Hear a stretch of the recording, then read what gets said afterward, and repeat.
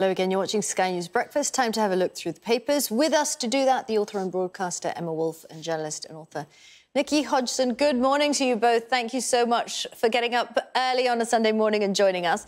Let's kick off with the Mirror, Nikki. Let's have a look. Let's bring it up. OK, so Boris missed chances to probe Pincher. Do you want to just talk us through that? Yeah, so this is an exclusive by Nigel Nelson, and it is basically explaining that Boris Johnson was aware, apparently, of the allegations against Chris Pincher. First, because MPs brought this to his attention. They made complaints about him. And then secondly, because a group of staffers also did. And they actually set up their own campaign group and wrote to the PM about their concerns on May the 24th. So this was a couple of weeks after Neil Parish resigned, that he was the Tory MP that was caught watching porn in the House of Commons. And it just kind of beggars belief, because what seems to keep happening in the Tory party is that people keep doing these things that are, pretty egregious, that in any other workplace they would be in a lot of trouble for doing, and if not sacked immediately. And yet there seems to be a delay in dealing with these allegations, with these rumours, and it's just not good enough, really, frankly. OK, Emma, let's have a look at the Telegraph as well, because they've also got this story. And they say that another senior whip actually resigned when the Prime Minister appointed Mr Pincher. The allegations in the Telegraph are pretty serious as well, just adding to what Nikki said there. Apparently back in February, when Chris Pincher was appointed, there was general awareness of the allegations, of previous allegations against him. We've seen more and more of them coming out over this weekend. And actually, they were so serious, the allegations, that another whip in the whip's office, Chris Whitaker, actually resigned over this. So it was obviously a serious matter. As far back as 2020, Kimberly, the Prime Minister allegedly made a joke about Chris Pincher being rather handsy, and he said Pincher by name, Pincher by nature. I think this really does call into question the Prime Minister's judgment on this. We've seen this before, this drip of the truth coming out about something, and obviously this matter is still under investigation. But we've seen this with Partygate. We've seen it with the Owen Paterson affair, when Boris Johnson defended Owen Paterson against probably his better judgment, probably against good advice. So I think this affair is extremely damaging, not only for Chris Pincher himself and the people involved, but for Boris Johnson and for his judgment. Yeah. Nikki, what do you think? How damaging do you think this could all be for the PM? I mean, it's in most of the papers, isn't it? Well, there's a very practical point that if Chris Pincher is to resign, that will trigger a by-election in Tamworth, his constituency. And obviously, we've seen what's happened in Wakefield recently. And, the Tories cannot afford to lose another by-election. But it's very, very tricky for Boris Johnson, because if he lets Chris Pincher stay in position, he's going to be seen to not tackle the problem. And if there is a by-election triggered, that could be the beginning of the end of the Tory party in power, and very much start to hand over power to Labour or even the Lib Dems come the next general election. Do you think, more broadly, Emma, this again asks questions about the culture at Westminster and what it's like to actually work there?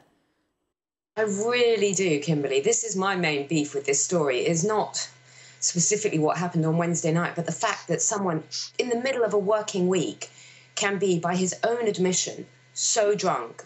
People say that he was almost unable to speak, that he was literally sort of falling all over the place.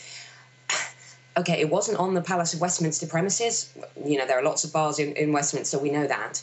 But it was, a senior member of the government who is working, drinking that much, and then presumably expecting to go into work on Thursday. These are serious times. We need serious people. And I think the drinking culture, quite apart from the allegations about groping and sleaze, I think the drinking culture needs to be looked at, because I don't want people serving us who are trying to operate with a stonking hangover and really not functioning at their best. We know what alcohol does, and it doesn't serve you well. OK, let's turn to the Observer now. And this is all about the claim by the PM that 40 new hospitals, I think that's the key, isn't it, that there were going to be new hospitals were going to be built by 2030. The Watchdog is launching an inquiry, isn't it, Nikki? Yeah, so the official spending watchdog, the National Audit Office, is investigating this claim by Boris Johnson that 40 new hospitals were to be built by 2030. The reason being because actually, on examination of the detail, what it seems is that there are new wings of hospitals being built, there are refurbishments being done, but there are not 40 new hospitals. So it sounds like it's very misleading. And, the problem with this is that this was actually a cornerstone policy of the 2019 Conservative Party general election manifesto, this pledge for 40 new hospitals.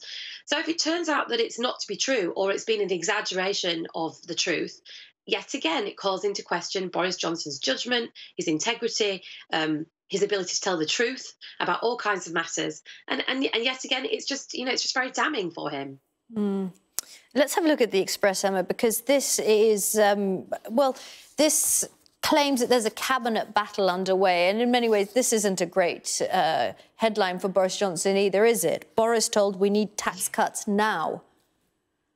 He's not getting great headlines at the moment at all. He just can't do right for doing wrong. Yeah, so this is apparently, Kimberly, a cabinet battle is underway with the pro-tax cutting people saying to the Prime Minister and to the Chancellor, Rishi Sunak, look, we need tax cuts now. They're saying the British people are not fools. You know, if you suddenly roll out tax cuts before the next election, that's just going to be seen as a pre-election gimmick. And also, if tax cuts, they say, if tax cuts are good for the economy and good for the cost of living crisis, then they should happen as soon as possible.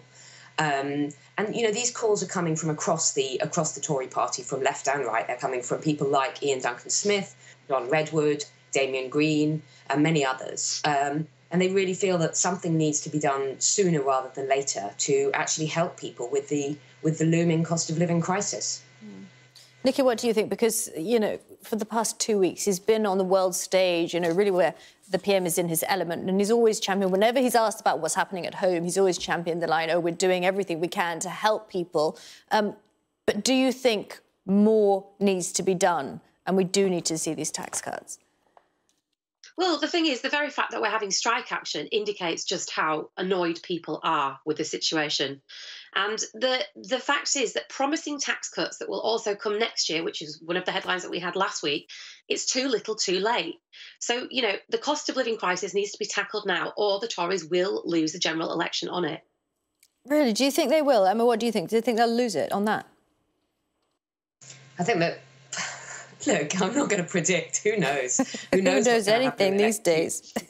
Who knows when it's going to be, Kimberly? But, who knows what's going to happen in the next 2 years? I would be a fool to predict it. But I think definitely that we need to target help to people more in a smarter way. I think something will be done and something needs to be done.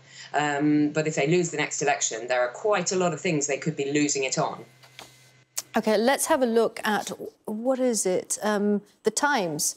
Such a great picture. Let's have a look. Yes, there we go. Pride Parade in London, 50 years. It's interesting to look back and think, OK, 50 years has passed, but it's quite troubling to think that so much more actually needs to be done, doesn't it?